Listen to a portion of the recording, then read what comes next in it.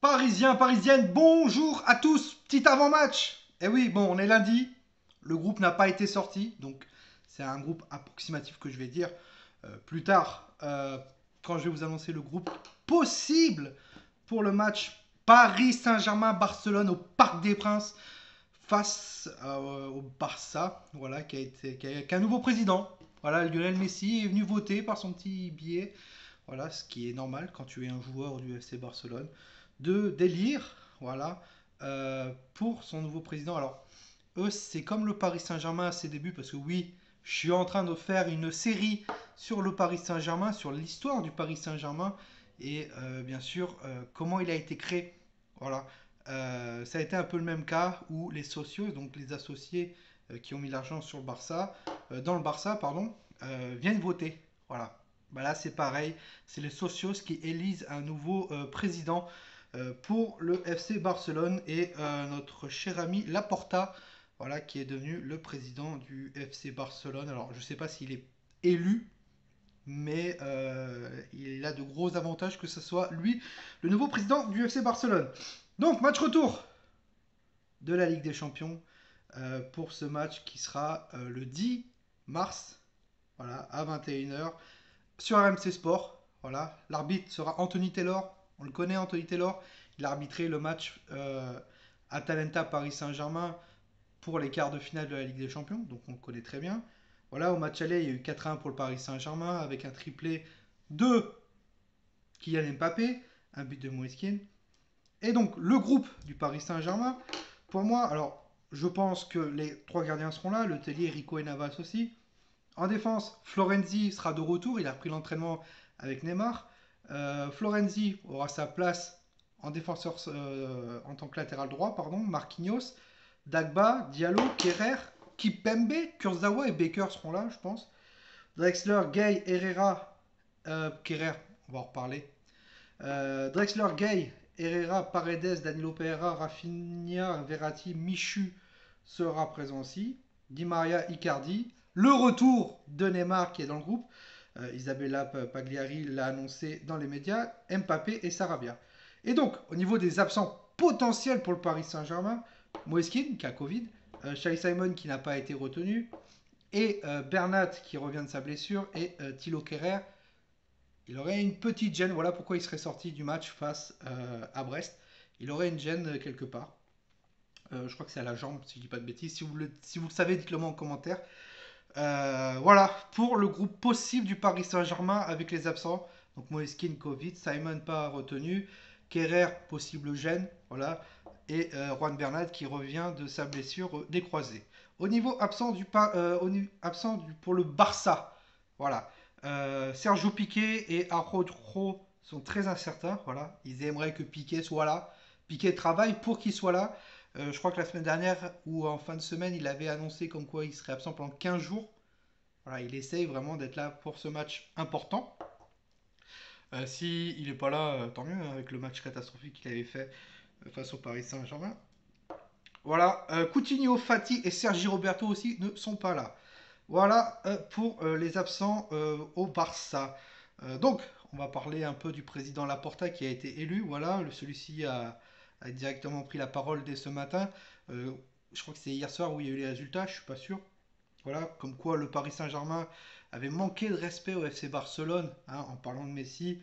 Je pense que Barcelone a fait pareil pendant des années avec Marquinhos, avec Verratti, n'a jamais démenti comme quoi il s'intéressait à eux. Donc, gros foutage de gueule, hein, sans être trop méchant. Voilà, et il croit carrément à la remontada. Il croit carrément à la remontada, lui. Il dit on va faire quelque chose au Parc des Princes, à Paris, et on y croit. Moi, pour moi, et je vais vous dire mon prono juste après, je veux que Paris gagne ce match. Je veux qu'on les gifle encore une fois. Hein, je veux qu'on les gifle encore une fois, le Barça. Ils nous ont giflé il y a quelques années, hein, avec ce 6-1. On se rappelle tous. Voilà, et ce que je vais dire aussi, c'est que les médias français en rajoutent énormément. Et même si le journaliste Loïc Tanzi essaye de dire non, mais non, on n'essaye pas trop de parler de la remontada, etc. Ça n'a pas été le cas. C'est plus les supporters du Paris Saint-Germain qui en parlent que les journalistes. Et qu'il y a des émissions depuis hier, hein, sur la remontada. Voilà. arrêtez vos conneries. Arrêtez vos conneries.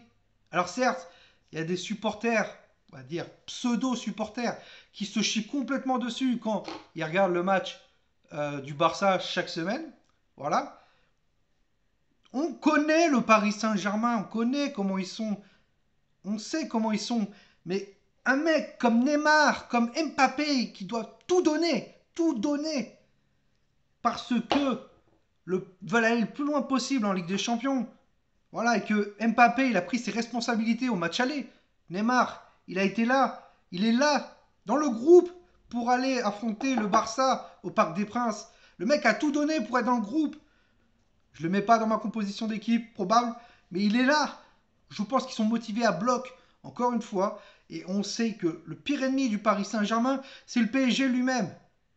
Mais on y croit, et moi j'y crois fort. On va passer le Barça, on va encore les humilier. Je le sens gros. Même si au match retour, je ne le sentais pas. Je vous dis clairement, le match aller, pardon, je ne le sentais pas. Barça PSG, je ne le sentais pas. Et le 4-1 qu'on a eu mis, j'y crois. Le Paris Saint-Germain va se qualifier. Et on va encore gagner au Parc des Princes. J'y crois, clairement. Voilà, ma composition d'équipe probable. Keylor Navas au goal, Florenzi et Kurzawa en tant que latéral. La Marquinhos Kipembe en tant que charnière défensif. Je mets Paredes en 6. Verratti en tant que relayeur. Et là, ça va jouer entre Verratti, soit qui sera relayeur un peu plus libre et qui ira donc jouer un peu plus en haut. Voilà. Pas en tant que numéro 10, parce que Verratti n'a jamais joué 10 pour moi. Juste Verratti un peu plus en haut, un peu plus libre. Ou bien mettre Rafinha, qui jouera relayeur vraiment très libre en tant que numéro 10. Ou bien assurer la défense un peu avec Idrissa Gueye, qui a été plutôt pas mal depuis certains matchs pour la récupération de balles. Voilà, je mettrai une petite pièce quand même sur le milieu de terrain, Paredes, Verratti, Gueye. Voilà. Et en attaque, je mets un Mbappé buteur, avec Sarabia à droite qui est très en forme en ce moment, et soit Drexler à gauche ou Di Maria. Voilà, Drexler qui a fait des choses plutôt pas mal, qui revient bien, et je ne serais pas étonné s'il y a une prolongation de contrat qui arrive pour Julian Drexler. Voilà. Et donc le tirage au sort de la Ligue des Champions, donc pour les quarts de finale, si le Paris Saint-Germain passe, et oui, ils vont passer, ça sera le vendredi 19 mars à midi. Voilà. Ils nous annonceront donc les quarts de finale, plus les demi-finales. Donc très important aussi. Voilà. Mon pronostic pour ce match, je vois une victoire 3-1 du Paris Saint-Germain. J'y crois dur comme fer. On va passer. On va encore les humilier. On va les gifler parce qu'ils sont dans le dur. Et on va encore plus les gifler parce que leur président parle. Ça serait bien qu'ils se prennent une petite gifle en Ligue des Champions. Et on se dit, bon, bah l'année prochaine, quoi. Ça peut être pas mal. Non? Clairement. Donc voilà, et vous inquiétez pas que pour le tirage au sort, on va faire la simulation du tirage au sort de la Ligue des Champions comme j'avais fait pour les huitièmes de finale et dire mon avis, quelle équipe que j'aimerais affronter et l'équipe que je ne veux pas affronter pour les quarts de finale de la Ligue des Champions. Sur ce, dites-moi en commentaire, vous, votre pronostic pour ce match. Mettez-moi aussi la compo probable. Voilà, vous marquez compo probable.